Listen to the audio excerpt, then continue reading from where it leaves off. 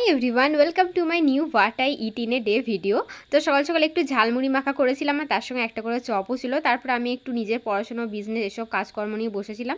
আর দুপুরবেলার রান্নাটা আজকে আমিই করেছি, কারণ আজকে মা ছিল না।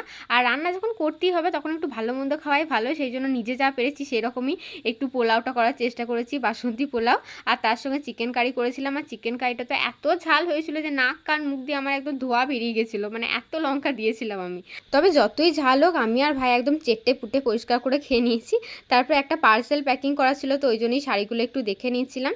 তারপর সন্ধ্যাবেলা পড়াতে গিয়ে খেয়েছিলাম চা আর বিস্কুট, আর বাড়ি এসে খেয়েছিলাম তিলের এই গজা বা গুড় বাদাম, গুড় তিল যাই বলো না কেন এই জিনিসটা।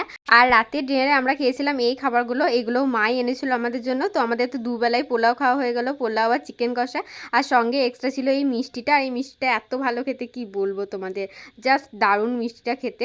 তোমাদের ভিডিওটা কেমন লাগলো কমেন্টে জানিও। আজকের মতো এতটাই, টাটা, খুব ভালো থেকো সবাই।